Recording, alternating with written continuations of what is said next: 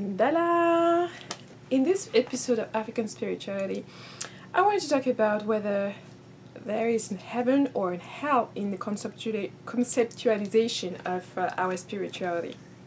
So, first of all, I have to say that the concept of having a place called hell or a place called heaven does not exist in African spirituality. We do not believe in doing things here so we can go to a place where there's no challenges, where you live happily ever after or whatever. Nor do we believe that there is a place where you're going to be burning for eternity or paying your debt for eternity or anything like that.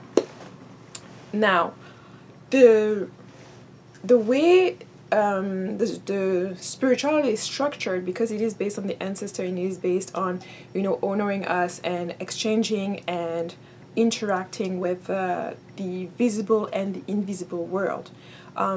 We do recognize that ancestors who have passed on, who have joined the invisible world or the world of the spirits, they are very much powerful. But at the same time, they also do need energy from us and need us to do certain things for them. So there's always an exchange. Whether you are a physical being, you may sometimes need assistance and help from your ancestors who are in the spirit world. And the same way, they may need assistance and help from you. So in that sense, it's always an even exchange. It's always about staying connected to your ancestors and your ancestors staying connected to you. As you honor them, they brings upon you more blessings. And as they bless you, you bless them as well in return. When you send out your thoughts to them, you're sending out our energy to them. As well as you strive in life, you tend to want to have your own lineage and they are able then to choose a vessel if they want to come back. So it is a really conducive exchange where the thread, the main point is not only to always have that continuity in terms of life and lineage. And this is why having children in African spirituality is at the core, at the center of our spirituality. Not just in terms of creating and being able to perpetuate the community, being able to transfer the knowledge acquired, but also because it is a means for us to come back in this realm, to come back into this denser part, the physical part of life, and to have individuals who have gone by recent ancestors, grown there, and need to come back to complete and do certain things. Without that core component, which is to perpetuate generations and have a lineage, nothing will be possible. And I think if you see any great civilization, you will see that family core, parents and children, and the vernacular about bringing life, protecting life, is oftentimes at the core of civilization that managed to last thousands and thousands of years. You can talk about all of the different African civilizations and traditions in Africa, in various traditions that continue today to be present and strive. You can find the Dogon people, for example, the way they are building houses today remain some of the traditional way that it was done before. The Pygmies, the way they live in the rainforest in our part of Cameroon, remains very much close to tradition and to what they've learned and cherished for thousands of years. And so you can see that there are certain civilizations that maintain their knowledge, that maintain and were able to renew generation after generation by bringing out those children, by bringing out these ancestors who have that knowledge masters, so that everything that they were able to do before, they are able to continue doing it now. So I know that some of you have asked questions about it, and this is why I emphasize that the nature of our culture and our spirituality, as I have been taught, as I have observed it, and in any other civilization or cultures that you will go through that are indigenous at the core, and where knowledge has been preserved in its most ancient form, will have this utmost sacred view on bringing back life, protecting life, and having the children at the core. And who are bringing the children? Men coming together with women, bring out the offspring and the children. And this is oftentimes that the reason why this core relationship is at the highest in the pyramid, in the, if there was a hierarchy of some kind, this will be at the pinnacle, the highest form of it. Because no other relationship can ensure the perpetuation of the generation, the renewal of generation. That it is the only one.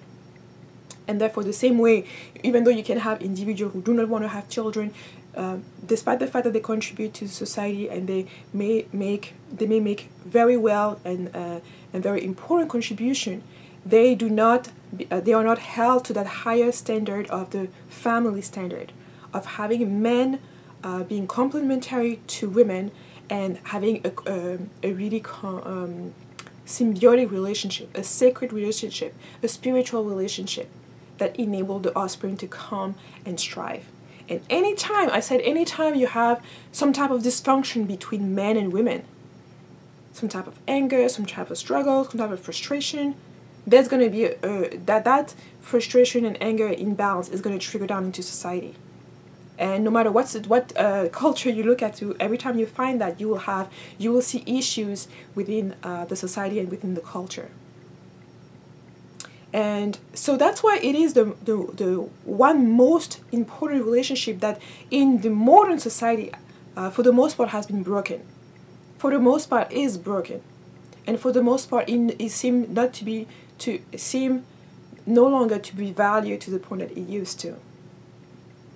And if you look at societies where that type of relationship is no longer at the pinnacle, no longer valued in that way, you will see that they are having issues in terms of renewing their generations.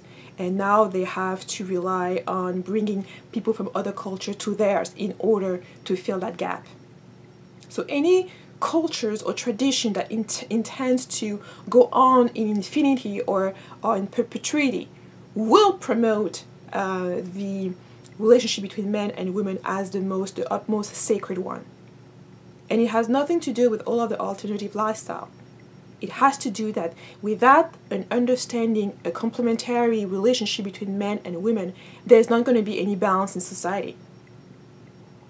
No matter what other movement comes along, feminism, whatever is coming along, is not going to be able to reestablish that.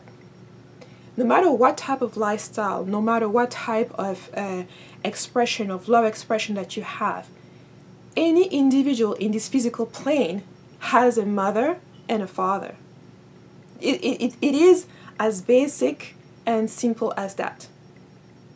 And that's the reason why, no matter what your aspirations are, no matter what you want to do in life, no matter what tradition you want to jump into and live or whatever, you always have a mother and a father, therefore you always have ancestors. And the reason why you're able to be here and be able to choose between all those lifestyle, all those philosophies, the religions, and anything like that, is because you have a mother and a father. And you have to recognize that it is important for a mother and a father to get along. It is nothing mystical about it. And it has nothing to do with economics. It has to do with basic understanding. And this is an understanding that was very much known for thousands of years. There's nothing new under the sun. There's nothing new on this planet. No matter what kind of alternative lifestyle is being brought up or concept are being created as we go along. At the core value is that in order to have offspring, you need a man and you need a woman. And that it is not prejudice for you to understand that the reasons behind why this type of relationship is essential for society to function properly. Without that, you cannot have a fully functional society where majority of people are going to strive. And without that, you will have dysfunctional children. And you will have a lot of frustration, a lot of freedom, a lot of different issues coming out of that. So when we talk about heaven and hell and that concept, it is a concept that is completely foreign. And when you go and you research about native cultures and indigenous cultures, whether it is in Africa or other places in the world, when this idea of having to wait to get to a different place in order to enjoy your life, to enjoy your existence, your state of existence, your state of being, was so foreign and was so far-fetched that people rejected it. And that they had to be forced with the arms, forced with, you know, weaponry in order for this type of idea to be propagated throughout the world. This is how violent that imposition was. And for those who held ground, some of them had to go underground. A lot of them had to, you know, shield and cloak their villages. Entire villages were shield and cloak, not to be touched by this kind of ideology. And I think for many people who struggle with this idea that some population are not enticed by the proposition that whatever they're doing now, they will have to reap the benefit of them in a different place, that does not resonate with them. If you're struggling with that kind of idea, just ask yourself, watch history, and wonder how, you know, those who were enslaved may have felt. They may have felt a time that they were actually living hell on earth. The same way sometimes you may feel that you are already living in heaven on earth. So the concept, when you really want to understand African spirituality, you cannot bring a concept like paradise or hell, because it is a concept that's completely foreign. And many now that are, you know, diving back into their roots, researching their roots and finding the core, some of this knowledge that has been there, understand that they have to let some of those beliefs go. And those beliefs particularly have been used to control people. Because if there are rules in order for you to access this place where you can finally be free and finally be yourself, finally enjoy life, therefore the rules are going to curtail how you're going to be behaving on a specific space, on a specific at a specific time. Now, this being said, it is not because our spirituality doesn't have the concept of hell and heaven that we are just, you know, doing whatever we want. And as I've mentioned in other videos, our structure is very much based in terms of your character, the vibration that you add to the name that you're carrying, your daily actions, the decisions you're taking every day. And that is going to reflect, your character is going to reflect on your legacy, is going to also have an impact on how you enjoy the world around you and how other people are perceiving you and treating you. As you've seen my video on, for example, the role of the griot, and how this true speaker is able to get respect from the community, to ensure that he's not going to be needing any type of, whether it is food, shelter, or clothing. Sometimes he's going to be offered garment. Sometimes people will invite him to certain functions, ceremony, parties, and provide financial money for him, financial services, or other type of services to ensure that this person is well taken care of. Because of the importance of having somebody speaking the truth. Also, carrying and transferring knowledge about our traditions. Because African spirituality is very much an oral tradition. Despite all the books, a lot of people are looking for different books and things like that. And like I said, every time you crystallize things into books, you're basically taking a snapshot. Because African spirituality is dynamic. You cannot crystallize it in a book. Your ancestor will speak to you, ask you and guide you to do things so that you contribute to the wealth of knowledge already accumulated. You're not supposed to be living in the past. Ancestors who are coming back, they're coming back to finish certain things, to add on to the knowledge that is there. They're not living back and looking back and staying in the past. They're coming back to the present in order to prepare for the future and move the nation forward. So it's really important to understand that you are always moving forward and not backward. And so you have to see what is your role in terms of assessing the knowledge that's been sent to you, remembering that knowledge as well, and adding to it. And in order for you to add to it, you have to apply it, and apply it to the environment where you're living in today. If you're no longer living in the rainforest where your ancestors come from, you have to see what kind of principle have to be applied in the city I live in today. Whether it is in Europe, or it is in North America, or wherever else in China, Asia, wherever it is on the globe, in the world. So the fact is, you're using that spirituality to make sure that we have a code of morality. There are certain things that are acceptable, there are certain things that are not acceptable to do. And I think I've mentioned this in other videos, but when somebody has, let's say, a bad character, somebody has been negative to the community, it was oftentimes that they wouldn't go and kill the person, but they will tell the person, if you don't want to abide by our rules and our tradition, you will have to leave the village. It was as simple as that. And sometimes people left, and others went along with them when there was a major disagreement. It wasn't about killing that person and killing that idea, because African spirit, we understand that certain ideas, you can kill the person, but the idea is not gonna disappear. And this is why also many times you have people migrating to different places, creating new kingdoms, creating new traditions, and then exchanging back with the places where they come from. There's no type of competition, because the system is based on a belief that the ancestors guide you onto your path. There is no need to convert anybody. There is no need to kind of manipulate others, because your own path is based on what your ancestors are guiding you to do, on what your ancestors plan and what they want to aim and finish for your nation. And a lot of time when you step away from that, you're going to meet a lot more difficulties. But when you are in line with your purpose, you are in line with the work with your ancestors, doors will open very much faster and easier, because you have that force within you. You have that force behind you, backing you. And you have your blood, where your ancestors resided. You are your ancestors. And I want to stress this, because a lot of people from the diaspora are writing to me and sending me messages, and they have that eager need to connect to a place in Africa, to connect to, to something there, to feel whole. However, they don't understand that you already are whole. We are part of a nation no matter where we are on this planet. I've met black people who are from India, black people who are from Australia, who are from all over the place, all over the world. And, most of them understand that. They understand when the moment they see you, they may not know exactly where you're coming from in the other world, but the melanin speaks for itself.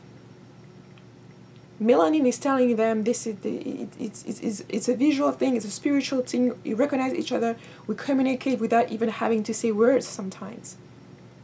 And you have to understand that the ancestors, your own lineage, sometimes you want to go all the way back to Africa, and that is fine. And I've made a video about that, on how you can use meditation to get you there, to get your ancestors, about what tradition you come from specifically, if you want to reconnect with that. But you also have to understand that you were placed in part of the planet for a reason. And that there, no matter where you are in the world or where you are on this planet, there have been ancestors there just where you are now.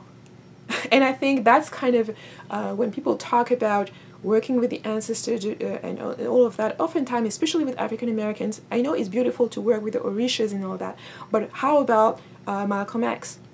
How about Martin Luther King? For the energy of love, understanding, compassion. Those are archetypes that are present right in the environment where you are, and with an energy that's right where you are, and who's definitely in our family, in our nation. So that's definitely one of your ancestors. I myself use that energy a lot, whether it is Martin Luther King, I.W. Wells, you name it. Those are ancestors, and I don't know why you don't find them valuable enough to hold them to the same point where you look at the Orishas. Granted, the Orishas are much older, that is for sure. The Orishas are our grandfathers, but you're our great-grandfather, I'll say. But that generation of activists, of people who want to pull the nation forward, they're also part of the ancestors. Because if you really search, I mean, I think some of you will need to really go and research who are the Orishas and who are the African deities, because it's really not a perception, a perspective from Western society where we talk about, you know, if you look at Greek mythology or any type of other mythology. For us, those people that we call, those entities that we call sometimes deities and Orishas and what have you, were physical member of our family. People who emulated certain characteristics so well that when they transition, their energy remains so strong, and that we honor them by, you know, sending them energy, by energizing that system of belief that surrounds them. And they do nothing less than give us back by protecting us, by guiding us, and doing all those different things. And this is also the reason why when we turn away from our own ancestors, we're turning away from our own blessings, from our own destinies. And that is not going to serve us. So I want to bring back some of the notions that there's nothing for us to fear in this world or the other world, the spirit world. Energy is never destroyed. It just moves from, it is transformed or is moved from one place to another, but it's never destroyed. And so this aspect of saying that you're going to be stuck somewhere that you don't want to, it's up to you to accept or reject that. And know that your ancestor did not believe in that system. Simply not. There is no indigenous population that believe in heaven or in hell and the devil and all the different things. So, and the only reason why there are people nowadays who are doing that is because those people were forced. And there's no part on this planet where people majoritively, in a large amount, voluntarily converted to this type of systems. And that alone should show you how far away our way of thinking is from that concept, from those concepts. And I think this will give you much more to think about, and as you reflect on your own understanding of things, even on your own way to work with deities. And from an African spirituality, you're not knocking on the door some stranger. You are, when you are working with an African deity, as a member of the diaspora, as an African person, you are talking to your great mother or father. You are talking to family here. And this is what most people who reconnect, they see immediate impact in their lives. Because your ancestors are never leaving you. They live within you. But they are not going to interfere in your life in a way if you are completely disconnected. But I have to say that once you reconnect with them, you have to hold a certain line. There are going to be things that you're not going to be able to do. Even when you look at the laws of Ma'at, the laws of Ma'at were declarations that you used daily, if you like to, in order to make sure you were balanced in the morning, even during the day if you wanted, and at night.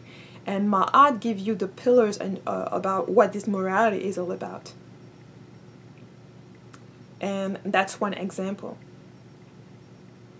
When you look at these different systems, you are saying that, you know, the whole ceremony of the funeral is to give energy to the person who just transitioned, so that they make it, so that they get as much power as possible when they get on the other side, so that they are able to do certain things.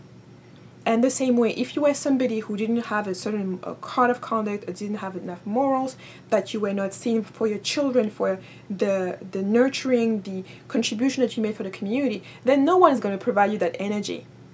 No one's going to bring back your name, give you a vehicle for you to come back. And that may be the consequences. You may be stuck in the spirit world, looking for other people, maybe in different other cultures, in order to assist you. But it doesn't mean that you will be burning in all the different negative things that are associated for that. But you will be isolated from your very own family. And that alone is kind of the negative aspect that if there was to be something like that, that people take in consideration. Are the actions and decisions I'm making today going to isolate me from my own lineage, from my own children, from my own community, from my nation?